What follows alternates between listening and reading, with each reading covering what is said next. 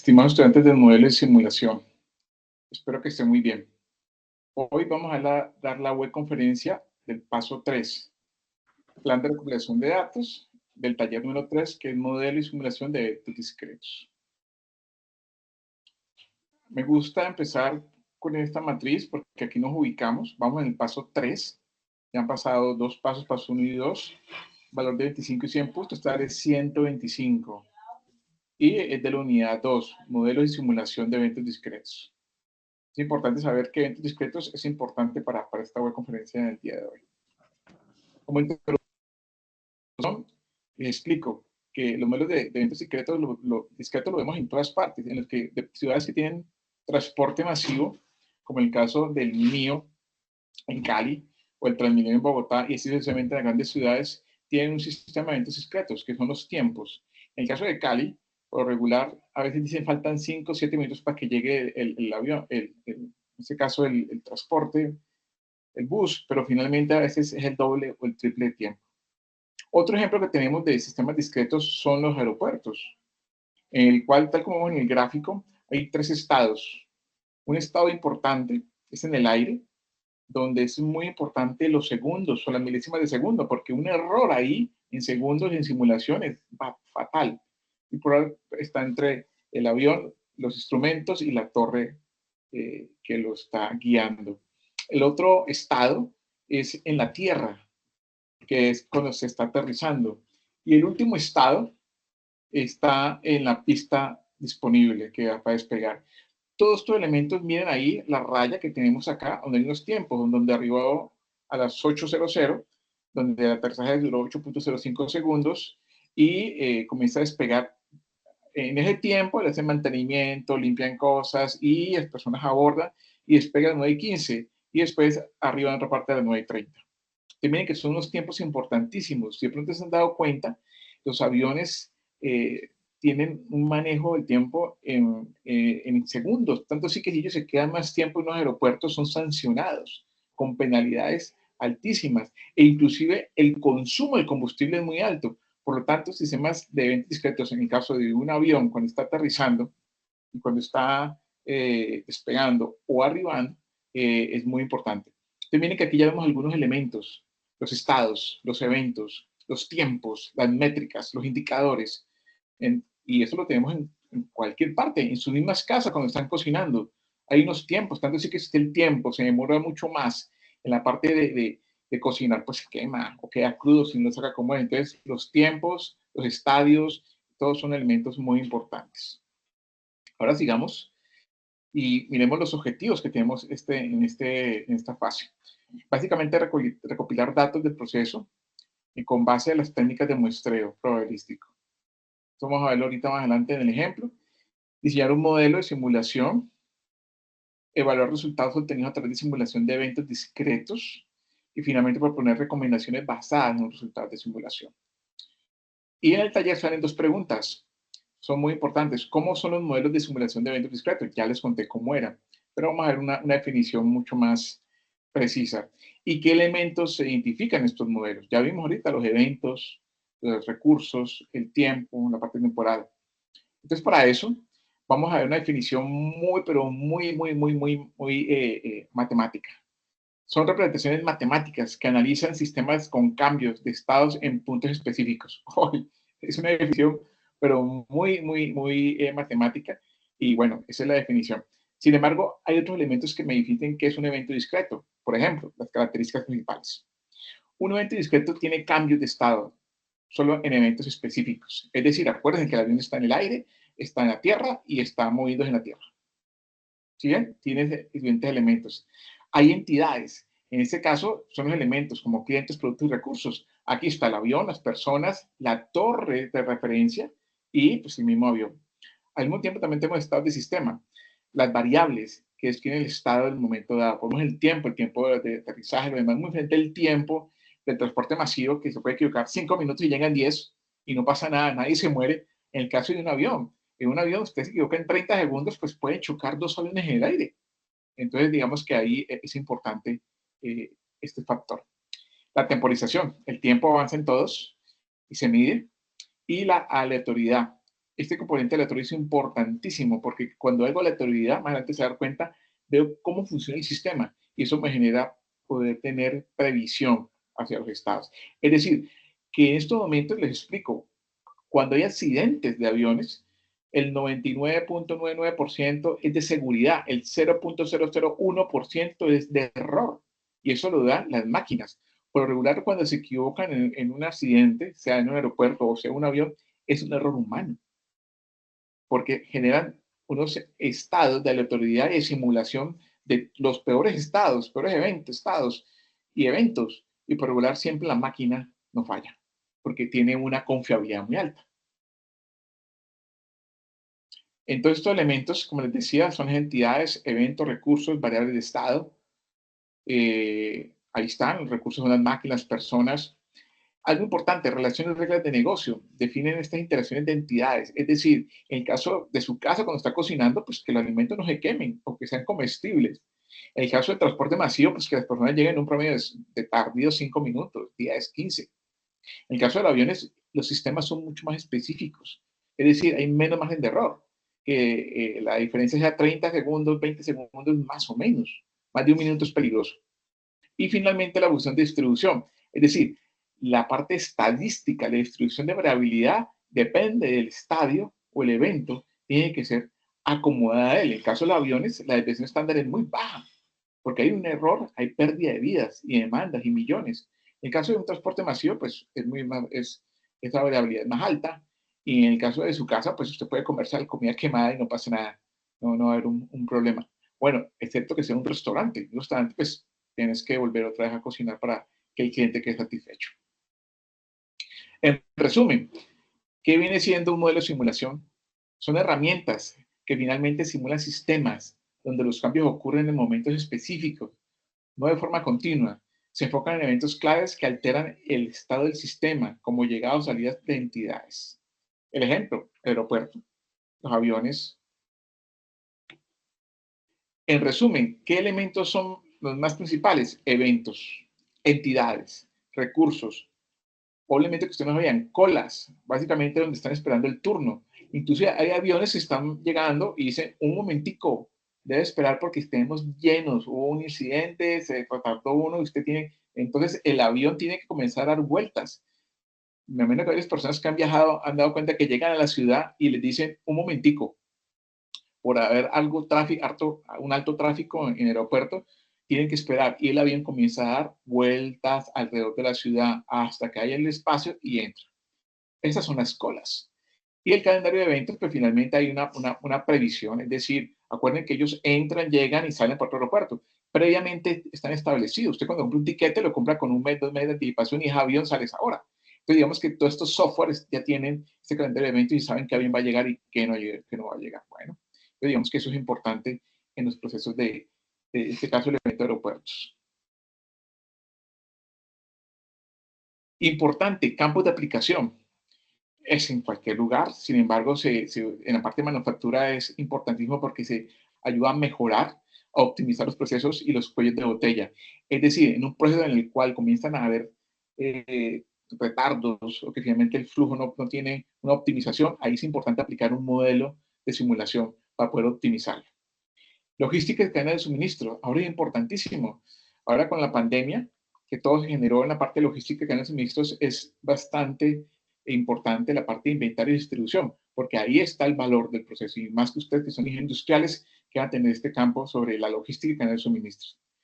Con respecto a la salud, es bastante útil porque hace gestión de flujos de pacientes y recursos médicos en hospitales. Ustedes han ido a las GPS. Las GPS son una unidad productiva y te atienden como si estuvieran, pues, peinando personas sin pelo. Es decir, comienzan a llamarlo por el número, llega el médico tiene 15 minutos, tanto así que el médico te atiende muy rápidamente, te oculta y sale para el otro. Cada 15 minutos por medio.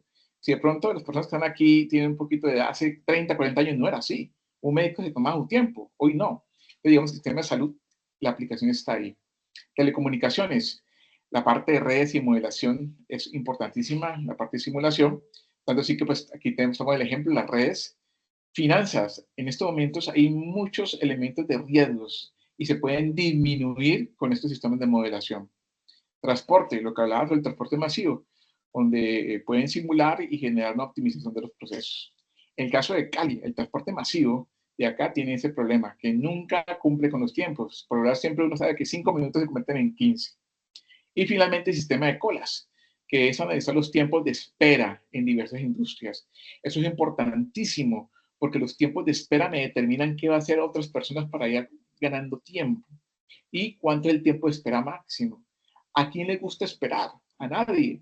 Por eso inclusive en los sistemas de salud llegan y le dan la ficha y le dicen, vea, usted lo tiene en 5, 10, 15, 20 minutos y están los tiempos. Y si usted dice que son 15 minutos y lo tiene en 15 minutos, es fabuloso, me dieron mis 15 minutos, no me mintieron. Entonces, las colas para los tiempos de espera son realmente importantes para el desarrollo de la optimización del proceso. Ok, entonces, en lo que acabo de hablar, ya contestamos las dos preguntas sobre qué es un sistema de eventos discretos y cuáles son los elementos. Y les adicioné básicamente los campos de aplicación que son infinitos. Ahora, el problema del taller es el elemento de simulación, donde se desea simular un proceso de fallas y reparación de generadores eléctricos para estimar el tiempo muerto que en promedio tiene dichas máquinas. ¿Saben qué es el tiempo muerto? El tiempo en el cual la máquina no hace nada y para porque a veces hay unos tiempos de cola o finalmente se represa el sistema. Los tiempos muertos es bueno saberlos. Si usted previamente lo sabe, puede tomar medidas y tener un plan B, un plan C. Por eso es importante establecerlos. Entonces, el ejercicio dice que se realizan 200 observaciones revisando los datos de tiempo entre fallas y de tiempo de reparación, generando una tabla y datos para realizar la siguiente simulación. Tiempos de falla es 0.05, 1, 1.5, 2, 2.5 y 3. Número de observaciones, 10, 30, 12, 32, 36, 42, 38 y 200. Tiempos de reparación, 1, 2 y 3. Número de observaciones, 56, 104, 40 y 200. Consideraciones de valor alfa, 0.10 y un error de 0.5 horas. Más adelante les explico qué significa ese punto 10. Entonces, posteriormente, ¿qué nos piden? Nos piden una modelación de simulación de 50 días de operación que incluye el gráfico de estabilidad, calcular las corridas necesarias y adecuar el número de corridas. Y te piden 10 réplicas y establecer conclusiones. Bueno, es ahí donde dicen, bueno, ¿y esto cómo se come? ¿Y esto qué es? Pues vámonos a Excel, porque es la única manera, pero comenzamos a manejar un idioma. Cuando hablamos de tiempos de falla, son tiempos en el cual transcurre el proceso y no se tiene ningún proceso. Está bien ahí. Número de observaciones son las veces que usted mira el proceso o toma una medida. Cuando usted llega y se mide en una balanza, me di 60 kilos, una medida, me medí otra vez 60.5 kilos, dos medidas, y así son número de observaciones. Son el número de medidas que uno tiene, o el número de observaciones que se está dando, o de toma de medidas. Tiempo de reparación es el tiempo que toma en que él vuelve otra vez a arrancar. Aquí volvemos a ver sobre el número de observaciones, pero ya en el proceso de reparado. Y el valor alfa viene siendo, por lo regular, eh, un error y el 90% de la confiabilidad. Ese alfa significa que el 10% de error. Y el error me traduce que son 0.5 horas. ¿Qué significa el 0.10% del error? Que en el proceso de la máquina puede haber ese error y no va a pasar nada. En el caso del avión, que le hablamos ahorita, pues sí es importante. Les decía que en el caso del avión manejan errores de alfa del 0.01%, donde la confiabilidad del 0.99, inclusive a veces 0.10001%, donde la confiabilidad es 0.99999. Entonces, dependiendo del evento, ya vemos un elemento de procesos discretos, el evento es importantísimo saberlo. Una cosa es el aeropuerto y otra cosa es la producción de generadores eléctricos y otra cosa es el transporte masivo. ¿Sí ven? Ahí se ven la confiabilidad. Ahora, esa confiabilidad tiene un costo. Para que los sistemas de aviones tengan esta alta confiabilidad, cuesta. Es decir, que pagar personal calificado, software simuladores y además, si hay un accidente, pues las demandas son altísimas. digamos que cuesta. Ahora, les doy otro ejemplo sobre confiabilidad altísima y un error bajo que la gente no sabe. El desarrollo de los computadores. Los computadores trabajan con un alfa del 0,99. 0,99999999999. Y el error es 0.001. ¿Por qué? Porque cuando se producen computadores, los microchips necesitan unas limpiezas extremadamente altas, donde un error puede dañar millones de microchips. Por eso trabajan con esos factores de confiabilidad. Pero bueno, ya saben que alfa es el error y el resultante contrario de eso, de -1 más el alfa, me da la confiabilidad que es el 0,90% en este caso, que se traduce en 0.5 horas de error. Bueno, pues teniendo eso claro, pasamos a el Excel. ¿Están viendo la pantalla? Sí, señor. Bueno, para los que les presento eso, que pueden colocar, si muestran el Excel y lo van a entregar, también, o con el Word o el PDF como quieran, pueden hacer así. Una primera hoja donde están presentadas por las personas y el grupo. En el segundo, hacen el desarrollo sobre, en este caso, las preguntas sobre qué es un eventos discretos y cuáles son los elementos. O aquí diferente, aquí preguntaron ventajas y desventajas. En este caso cambió. Y vamos a pasar al punto A. En el punto A, miren que ya tenemos dos elementos que nos da el ejercicio. El ejercicio nos da, acuérdense, nos dice que son 200 observaciones. Entonces, el número de observaciones, entonces dicen que son 10, 12, 32, 66, 42, 38, para un total de 200. Y ahí el valor me lo da, acuérdense, aquí está, 10, ¿ok?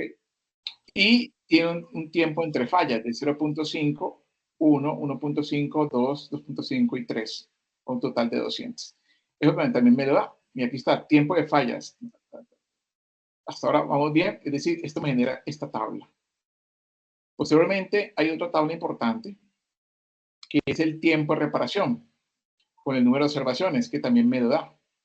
¿Ven? Tiempo de reparación con el número de observaciones. Entonces, ¿qué significa eso? Que hay un tiempo de reparación de 1, 2, 3, y el número de observaciones es de 56, 104, 40 y 200 en total.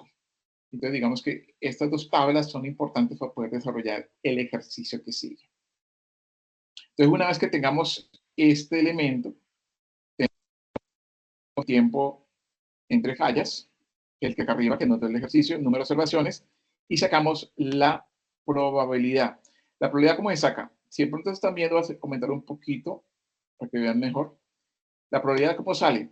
Sale del valor que tenemos acá, el 10, que es el número de observaciones, dividido entre el total, entre 200. Entonces, 10 entre 200, pues va a dar 0.05. Si hubiera sido 20, daría 10%. Como es 10, es la mitad, es 0.5. Y así sucesivamente. Se coloca el valor que está ahí y se divide entre 200. Coloco este valorcito, este que es un signo de pesos, para que quede constante el 200 y siempre divide por el mismo valor. Y si yo llego a dividir todos estos elementos, al final cuando sumo, suma el 100% o 1, que es la totalidad, el 1. Y entonces me da la probabilidad de cada uno de estos elementos. Entonces ya tenemos el tiempo de fallas que me da el ejercicio, el número de observaciones que me lo da también y la probabilidad que me da dividir el número de observaciones por las observaciones totales. Ok. Una vez de ahí sacamos el rango. El rango empieza en 0 y va hasta 0.5. Como está en 0.5, el otro empieza en 0.5 y va hasta el próximo que es 0,11. Y de 0,11 a 0,27. Y así sucesivamente va cubriendo cada una de las mediciones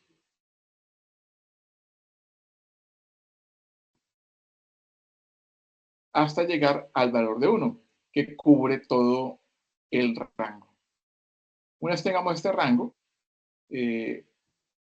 pasamos a el tiempo entre fallas. Recuerda que el tiempo entre fallas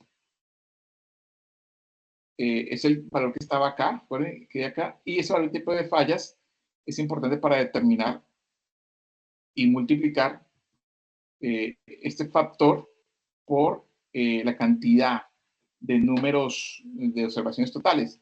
Y me va a dar el número de observaciones otra vez. ¿Se ve?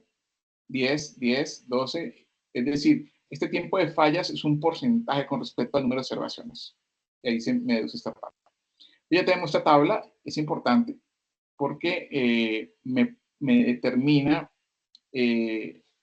los rangos y la probabilidad. Para los puntos que no tienen esta claridad, la probabilidad es la posibilidad que en este rango ocurra esa falla. Eso es importante, porque a veces estamos determinando que los rangos más catastróficos son unos y en ese estamos con alertas críticas. Y es ahí donde pues genera beneficios para disminuir amenazas. Ok.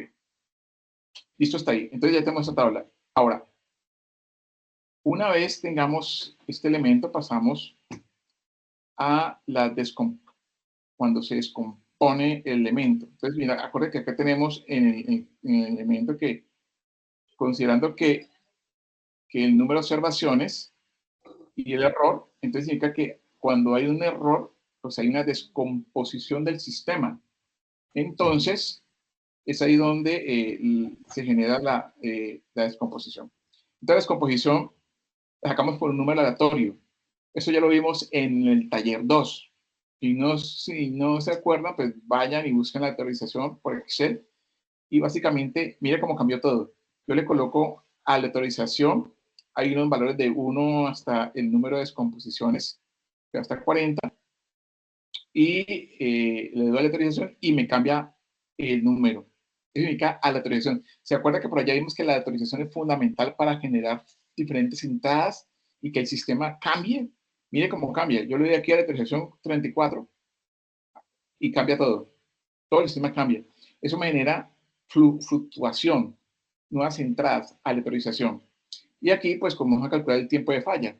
El tiempo de falla viene siendo calculado a partir de buscar una variable entre estos elementos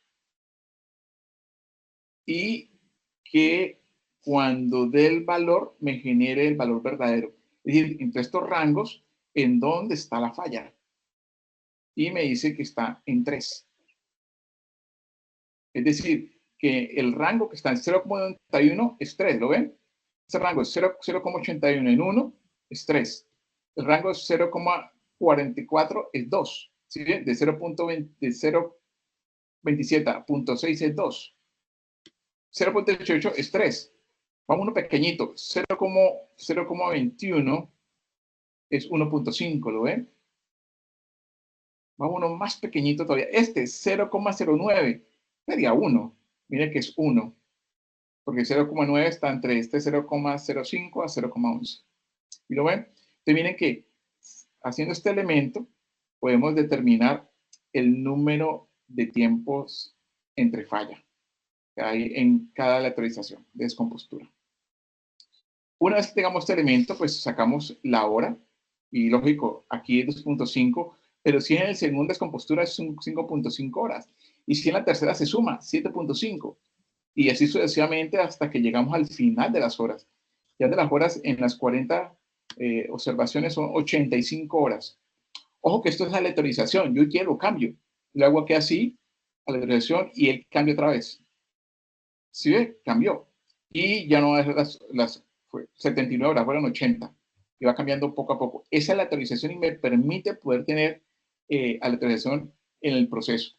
Una vez tengamos las horas de descomposición totales, paso a desarrollar la autorización con respecto a la reparación. Es decir, este sistema de autorización, cómo se desarrolla a partir de y calculo el tiempo que se va a reparar. El tiempo de reparación lo saco con el elemento que estaba acá atrás, que es este rango, que hay tiempo de fallas, y pues va tiempo de reparación 1, 2, 3 y así sucesivamente. Tiempo cuando se inicia otra vez, recuerden que se inicia en 1 hora, 4 horas, reparación final, que es cuando termina la reparación, y el tiempo muerto. Recuerden que el tiempo muerto viene siendo la resta del cuando empezó la falla y cuando terminó. Es decir, si terminó en 4.5 y a la hora de descomposición 2.5, hubo un tiempo muerto de 2 horas. Esto es importante verlo. Aquí cambió ahora 3 por la electroización. Es importante saberlo porque en este caso, esta primer falla, ¿qué me dice? Cuando hay una electroización de 0,75, hay un tiempo de falla de 2.5. Se descompone en 2.5 horas. La electroización me dice que es un rango alto de 3. La hora de iniciación es 2.5, que se demora en reparación inicial. Termina a las 5.5 y hubo muerto 3 horas. Es decir, 3 horas que la máquina o el proceso de ensamble no hizo nada, donde le están pagando a un trabajador y el trabajador pues finalmente viene para el techo. Es ahí donde la persona que está encargada de ese proceso, bueno, yo sé que hay 3 tiempos de muerto, bueno, usted mientras tanto va a otra máquina, usted va a ensamblar, usted va a tapar, es decir, que no puede haber tiempo muerto que las personas no hagan nada. Inclusive, yo estaba en empresas donde cuando pasa el tiempo muerto dicen, usted barra, usted trapee, usted vaya para tal parte, usted lo colocan a hacer de todo menos producir, sino que la persona no puede estarse quieta. Entonces, digamos que son importantes estos tiempos muertos para eso. Entonces, una vez que tengamos esos tiempos muertos, se puede sacar estadísticas. Esas estadísticas es el promedio. Entonces, tú colocas este valor de tiempo muerto, lo seleccionas y le sacas promedio. El promedio significa que hay 1.95 de tiempo muerto en cada vez que hay una falla. Ojo, estas fallas pueden darse en diferentes días, un día, el cuarto día, el sexto día, puede ser esto al año. Significa que cada vez que hay un tiempo muerto son 2 horas. Y si son 2 pelagatos, pues 2 personas no hacen nada, pero si son 10 personas. Yo he estado en empresas donde una línea de producción son de 15 a 20 personas y ahí paras, y paras de 2, 3 horas. E inclusive yo tenía un compañero que estaba en un ingenio y por cada segundo que pasaba valían millones. Y él decía que si pasaban 36 horas y él no solucionaba el problema, lo echaban. Inclusive hubo un día que llegó a las 33 horas y por fin solucionó. Y eso lo llaman a descargos. Entonces miren que los tiempos muertos es pérdida de dinero. La desviación estándar es importante. Esta es la parte estadística. Significa que entre, que es 0.64, que es mediana, no está tan alta. Preocupante que esto fuera alto. Y digamos que las pérdidas no son tan altas en desviación. El máximo es 3 horas y el mínimo 1. Entonces, digamos que esto me permite tomar decisiones. Una vez tengamos esto, se calcula el tiempo muerto en el número de observaciones, que son 40 observaciones, y vemos el comportamiento. Comportamiento que tiene un intermedio de 2, 2, 2, 2, sube a 3, baja, sube a 3. Entonces, digamos que este es el comportamiento de tiempos muertos. Y vamos a sacar un valor acumulado. ¿Qué es un valor acumulado? A medida que el promedio vamos acumulándolo, se va acumulando y al final de las 40 tenemos un valor de 1.9, que es muy parecido al promedio total. Es el porcentaje acumulado en horas. Con este valor acumulado, ¿qué hacemos? Hacemos una ojiva que le llaman, o un porcentaje de crecimiento, y miren cómo el tiempo se comporta el tiempo muerto promedio acumulado. Tiene que va en uno, va creciendo, crece, crece, crece. En 1.8 se estabiliza, baja un poco, se estabiliza, vuelve a crecer a 1.8, supera 1.8 y llega. Entonces, digamos que yo analizando esto, veo que se sostuvo un tiempo, pero volvió otra vez a crecer las fallas. Para mí, esto me dice que está fallando o el equipo o no hay un mantenimiento preventivo del sistema que está fallando, si es la máquina o recurso humano. Entonces, este es el punto número A, que piden pues calcular esta gráfica del tiempo muerto. ¿Una pregunta está ahí en este punto A?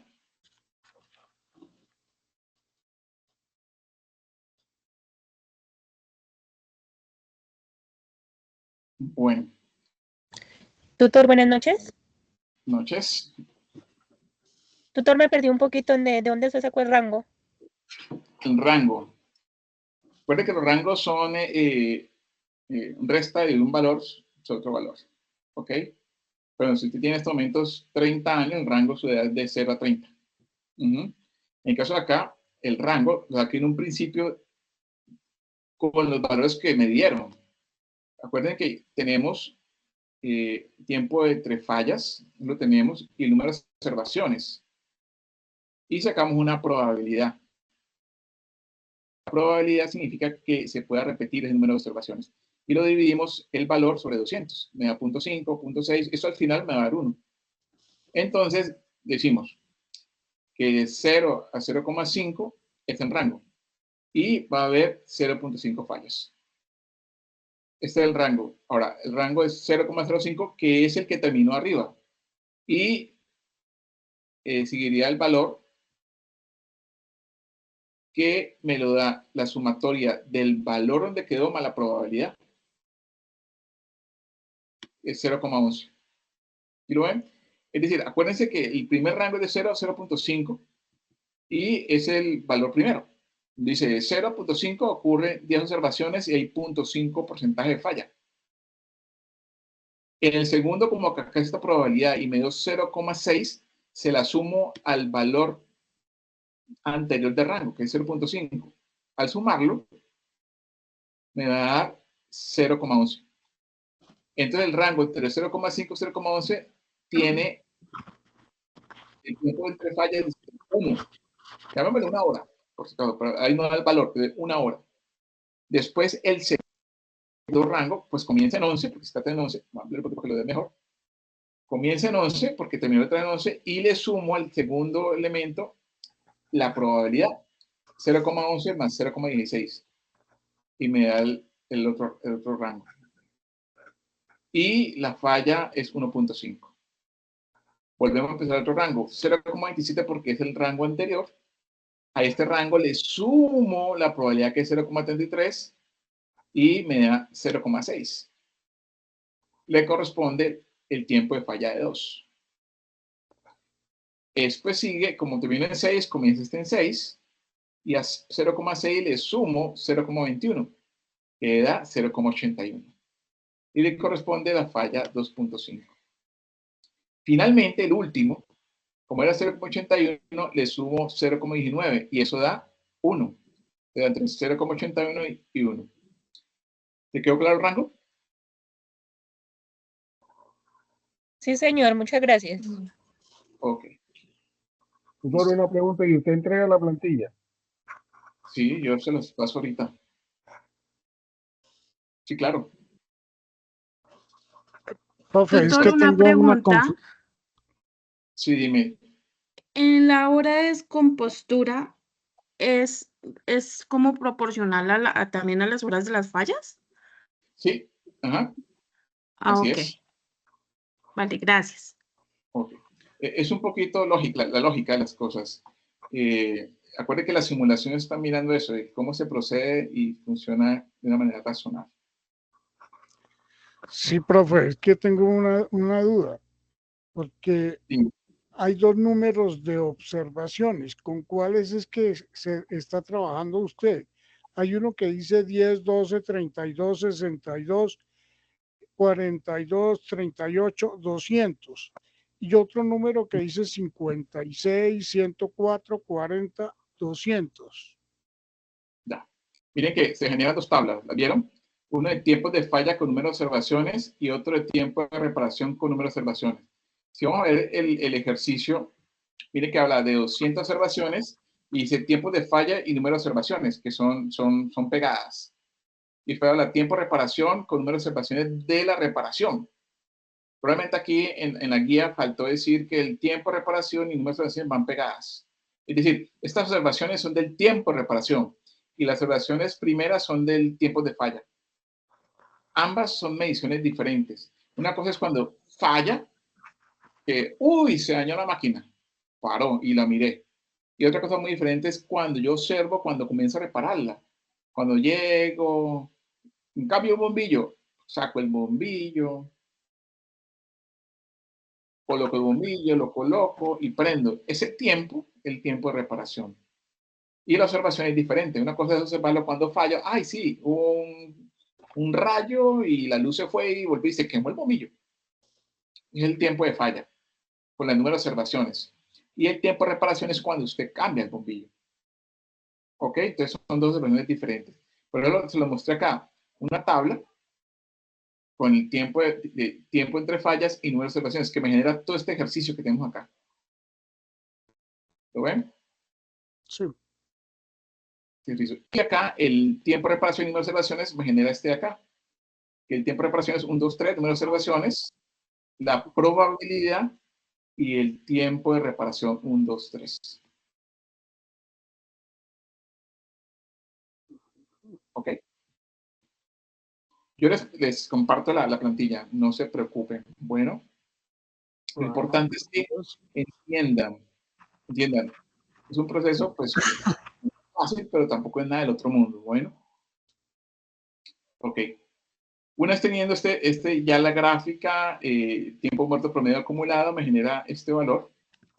Y es importantísimo esta gráfica. Esta gráfica me está diciendo cómo se comporta, en este caso, si fuera 40 días, fue también 40 semanas. No especifica, yo creo que 40 días. Lo dejan abierto para pues la gente coloque lo que quiera.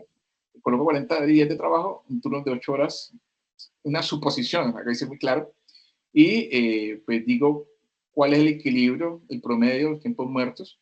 Miren que hubo un equilibrio al final, sin embargo, aquí hay un equilibrio, pero en el caso de acá no, en la tabla de acá.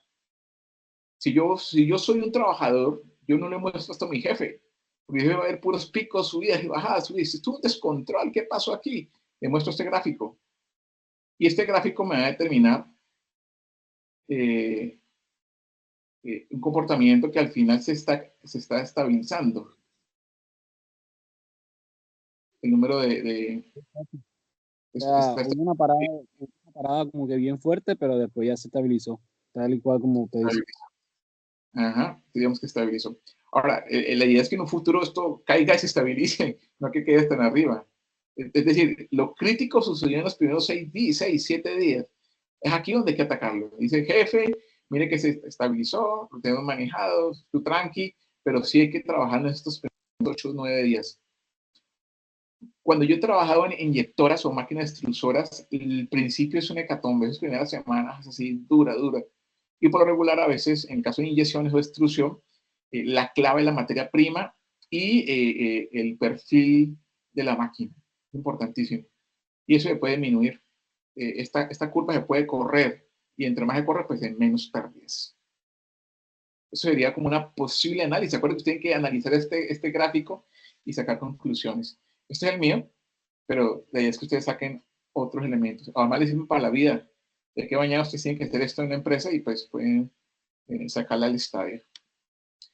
Bueno, en el segundo elemento me piden calcular el número de corridas necesarias para estabilizar la variable de interés. El número de corridas es saber este tiempo muerto, cuánto debo correrlo para que él se estabilice. Y esa estabilización es importante, saber cuánto tiempo debe correrlo. Porque acuérdense que en este caso de acá, pasó un buen tiempo para que se estabilizara. Entonces, uno puede hacerle trampa al sistema. Y se lo hacían. Cuando, en el caso de una máquina, usted sabe que los primeros días tienen muchas fallas, pues usted la corre y no produce, le mete materia prima mala o materia prima que no es tan óptima. Engaña el proceso, lo optimiza y empieza con la materia prima buena. Eso lo hacen mucho en las máquinas de extrusión. Compran reciclado, procesan, optimizan máquina y una vez que ya utilizan virgen y optimizan el proceso. Entonces, miren que este gráfico sirve para eso, para engañar el proceso de una vez en un inicio, si saben que después es la materia prima que está fallando. Entonces, uno puede finalmente estabilizar esas variables de interés. Entonces, existe una fórmula. Esta fórmula es de n, 1 sobre alfa, SE al cuadrado, donde estos elementos, recuerden que ya vimos el alfa, que es el error, epsilon, y esta es la desviación estándar. Esa desviación estándar es importantísima porque viene siendo qué tanto están desviados los puntos para llegar a una variable óptima. Cuando los que en estadística y probabilidad se dan cuenta que es desviación estándar. Y acá le calculamos. Aquí está el porcentaje alfa. El error que me dieron allá, acuérdense que es 0.5 horas. Y la desviación estándar es 0.7. ¿De dónde salió ese 0.7? De lo de acá, del tiempo muerto que vimos atrás. ¿Se acuerdan? De las 40 observaciones en tiempo muerto que graficamos. Entonces sacamos la desviación estándar, 0.7. Error 0.5 que me lo da el ejercicio y este el alfa. Y lo metemos. Y al meterlo acá me genera 19. Lo redondeo a 20.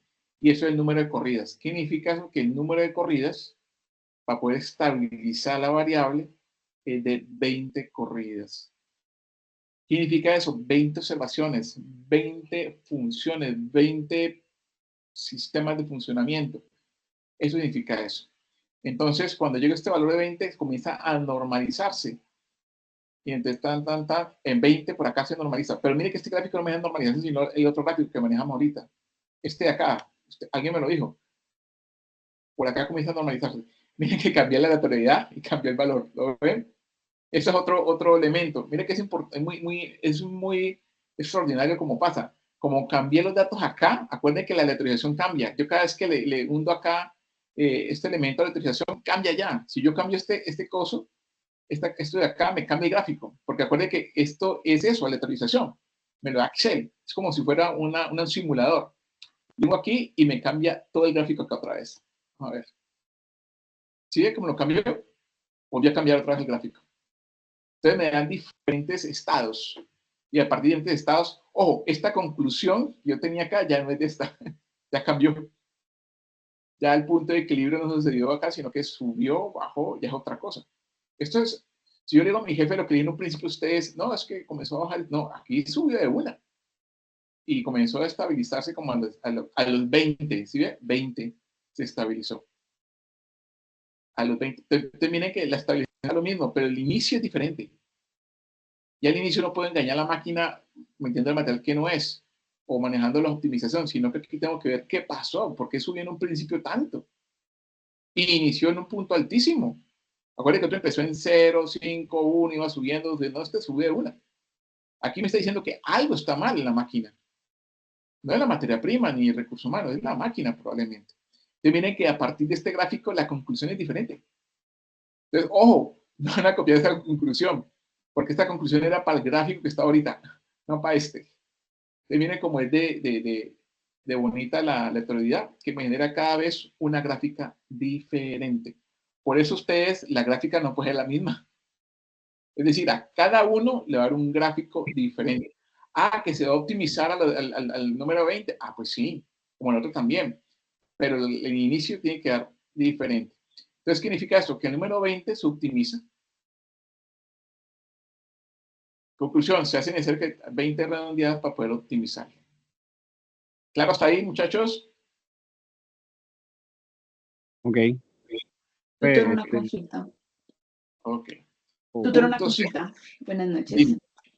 No. En el caso, bueno, hay de los números aleatorios. Nosotros de pronto, pues para que no se nos mueva como el análisis, no sé si se podría de pronto como copiar en valores y dejar de pronto la celda como especificada en donde tiene de pronto como, pues la fórmula. No sé si sea posible eso. Porque pues ¿Qué como cosa? lo que... Dime. ¿Qué cosa me pediste, por favor? Ahorita, pues ahí como se te pasó eso, pues uno a veces hace el análisis y medio se mueve algún otro dato y ya se nos vuelve a cambiar ese tema de aleatorios. Entonces, Sí. no sé si pues para que no cambie eso, pues uno copia como en valores los números aleatorios que le aparece a uno y de pronto en la última celda se dejaría como la fórmula. No sé si sea posible eso. Pues para Bueno, que no ocurra... Sí, pero mira que eso significa que cada persona le da un número diferente. Ahora, los valores van a ser iguales, es decir, este valor de 20 para todo el mundo es igual, pero no es que yo corra diferente, va a dar el mismo valor. ¿Qué cambia? Este gráfico acá cambiar, mira. Mira, volví a cambiar otra vez. Sí. Porque ya cada vez que vengo acá y le digo la heterogeneidad, cambia los valores todos. Y acá me cambia otra vez esta gráfica. Claro, porque él toma la gráfica desde la tabla, ¿cierto? Sí. Sí. Eso se llama la iteración. Sí, se llama aleatorización. Y eso es lo que me permite la simulación. Yo aquí estoy haciendo una simulación. Lo que pasa es que lo hago con números, no con una imagen, como lo hace Flexing. Ya. Okay. Y otra consulta. por dentro. ¿Sí? Si esto se pudiera implementar en persona, o sea, como en el personal operativo, entonces, no sé, como en un, bueno, donde trabajan varias personas y no fuera con máquinas, ¿sería posible? Sí, ¿O es sí. el tema de simulaciones solo temas como de industria, o sea, por ejemplo, de máquinas? ¿O también se podría hacer con el personal operativo? De todo, de operativo, recursos humanos, de gestión de proyectos. Inclusive el mundo está girando en simuladores. Los sistemas de estos momentos de YouTube, de Google, somos un simulador. Nosotros cuando nos dan gratis un software como WhatsApp, como Google, como YouTube, el producto somos nosotros, porque después nos venden. Entonces, finalmente, nosotros somos un simulador. Usted está hablando y habló sobre el correo, sobre comprar una nevera, y le llegó a su WhatsApp o a su YouTube o las propagandas de Google o Facebook, le vende una nevera o le vendo un taladro, esto es un taladro. Es decir, todos los sistemas de simulación son así. Es decir, la simulación se utiliza para todo. Uno de los programas que estamos trabajando es Flexing. Flexing trabaja también la parte de simulación. Pero ojo, lo que estamos hablando aquí, esto es dummies. Estamos hablando de un elemento muy básico. Muy básico. Me determino estos elementos porque lo hacemos en Excel. Pero en Flexing o otros software especializados trabajan mucho mejor. ¿Ok? Ok, ¿Listo? doctor, gracias. Bueno, entonces pasamos Profe, a... hágame un favor. Es que Dime. estoy confundido porque aquí en la guía dice determine un modelo de simulación de 50 días de operaciones, incluyendo gráfica de estabilidad. Con esos 50 días hago una lista de 50 números y hago la tabla de números aleatorios. ¿O cómo es la cuestión? Exacto, yo acá no lo hice de 40, no lo hice de 50, sino de 40. ¿Lo ven? La clave que les explico a ustedes es esto aumentarlo. Ustedes llegan, aumentan 50 días, bueno, van sumándole 50 días, 41, 42, hasta llegar a 50. Y, lógico, bueno, lo aumentan los de acá, las diferentes columnas. Y daría 50. Sí. Ahí que trabajé hasta 40. Pero aumentarle los otros para ustedes es muy sencillo. Bueno. Sí, esa era mi duda. Gracias, profe. Con mucho gusto. Porque tampoco puedes dejarlos molidos, pues si les dejo 50, pues es el ejercicio que ustedes están haciendo. Tampoco pues tan similar. Punto C. El punto C, recuerden que ya hicimos la gráfica de puntos muertos de punto de equilibrio. Aquí sacamos la normalidad o finalmente lo que es la estabilización de la variable. Y el punto C, teniendo estas dos tablas, vamos a adecuar el número de corridas según el caso del modelo. Entonces tenemos estas dos tablas, acuérdense, que nos dio el valor. Y esto también lo hicimos allá, acuérdense, sobre los rangos, la probabilidad, armar rangos. Y lo hicimos ya a 20 descomposturas. Lógico, 20 descomposturas es un valor que llega a un valor de equilibrio. Es decir, este valor 20 no se ha puesto aquí porque yo quiera, sino por el valor que me dio.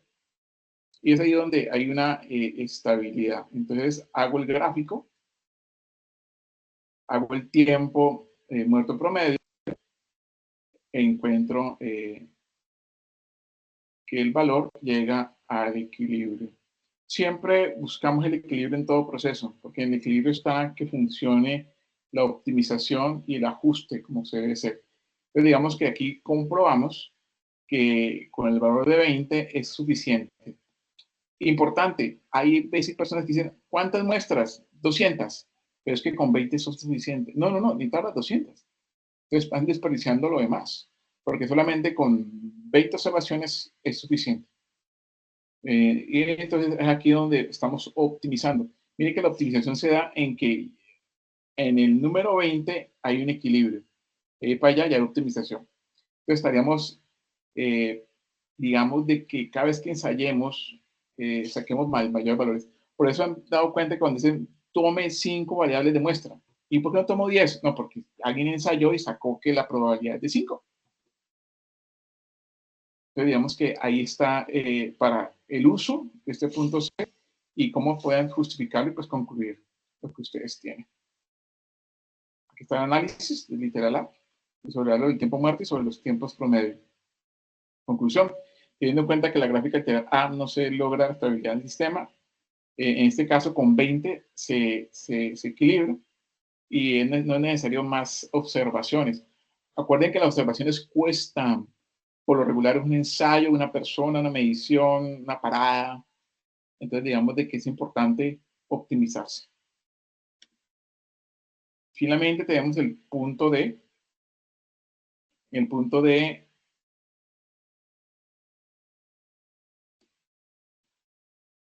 me piden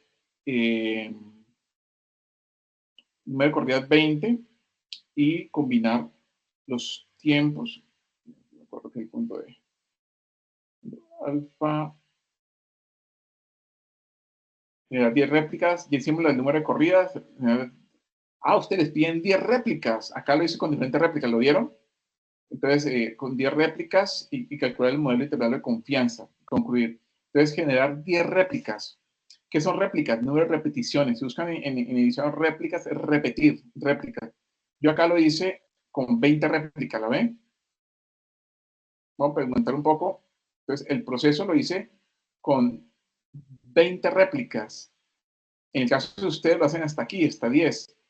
Cuando hace más réplicas, pues da mayor confianza, mayor promedio y una desviación estándar pues, más baja, si hago más réplicas.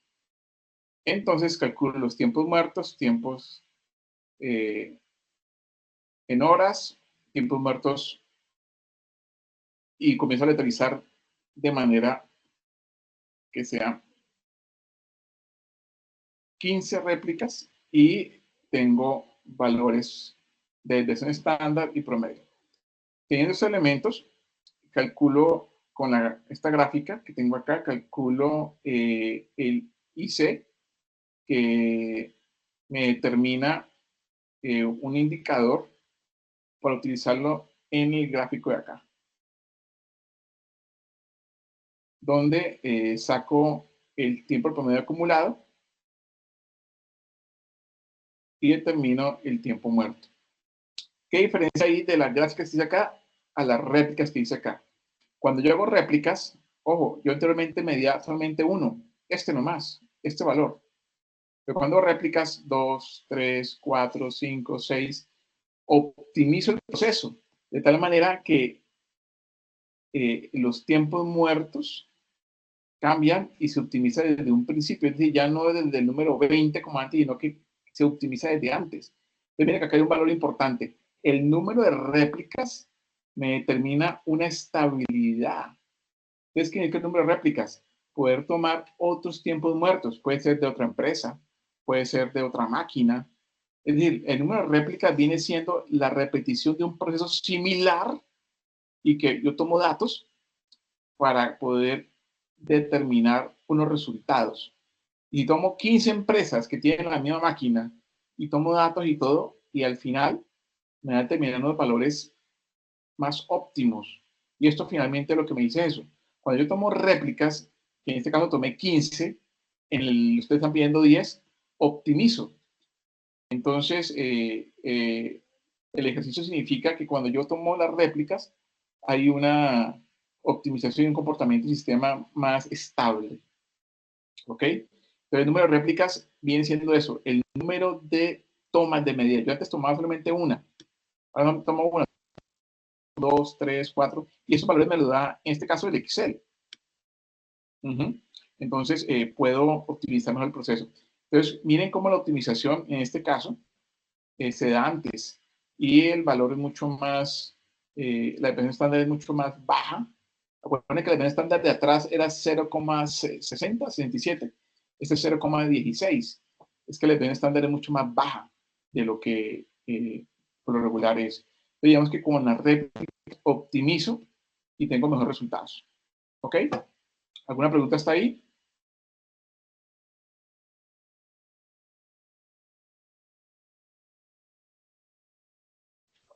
Profe, la verdad no entendí en el número de réplicas cómo digamos, cómo se saca, digamos, de las 10 réplicas toda esa cantidad de... Este ejercicio ya lo hicimos atrás, ¿se acuerdan? Sí. Y me dio el tiempo muerto con estos. Sí. Lo coloco acá y lo duplico con el sistema de aleatorización. Entonces, duplico una y con lo que decía la compañera, lo copio y lo pego acá. 1. Lo duplico otra vez, le cambio de atención. 2, 3, 4, 5, 6, 7. Es decir, cada vez que lo pegué acá fue una corrida, 2 corridas, 3 corridas. ¿Y cómo una corrida? Cuando yo meto aquí aleatorización, miren cómo yo voy a aleatorizar. Va a cambiar el tiempo muerto horas, mírenlo. ¿Cómo cambió? El primero lo cambió a la cuarta o la quinta. Entonces, mire que esta columna sí. Cambió. Y cuando cambio una vez, es una réplica. Y la meto acá. Réplica 1. Y después la cambio otra vez, réplica 2. Réplica 3. A usted le piden 10. Yo aquí hice 15. ¿Con cuántas observaciones? 20. Número de observaciones, número de réplicas. ¿Qué diferencia hay con respecto a allá? Que cuando saco este promedio, el promedio es más preciso y la desviación estándar es más baja. Y cuando saco este promedio al proceso de graficar, me da una estandarización más equilibrada. Eso lo demuestran las estadísticas de una encuesta. Cuando hago una encuesta y lo calculo con muchas personas, el tamaño me genera confiabilidad. ¿Qué me da la confiabilidad? Que la desviación estándar es baja. Sigue siendo de 0.2. Vamos atrás. La desviación estándar, ¿recuerda atrás cuánto era? Era alta. Era 0,79. ¿La ven? La desviación estándar es cómo se diferencia entre punto y punto con respecto al promedio. Es alta. En el caso de al final, es 0,12. Inclusive, corrámoslo otra vez, a ver cuánto cambia.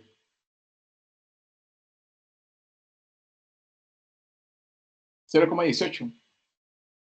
Es baja. Entonces, hacer esta desviación estándar baja por las réplicas me genera una mejor optimización. En pocas palabras, les digo, muchachos, entre mayor conozca el proceso, porque tengo más réplicas, mejor puedo simular.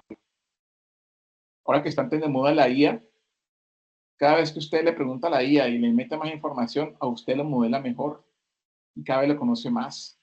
¿Han visto buscado en YouTube los shorts o los estados o el TikTok o lo demás? Cada vez de, ay, mira cómo me conoce. Es decir, usted ya es un modelo que lo predice, que busca, que le gusta, que quiere. Ay, me gustan los documentales, me gustan las películas. Usted ya es usted ya fue simulado. Es decir, usted es un algoritmo, finalmente. Ok, después sacan las conclusiones al final. Y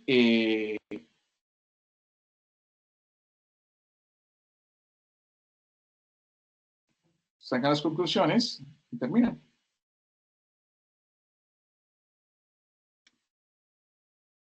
¿Tiene alguna pregunta? Profe, disculpe. No. Es que tengo otra web. ¿Usted por qué medio va a compartir lo de la plantillita? Pues que ya me debo retirar, que tengo otra web de otra materia. Pues, ya mismo, ya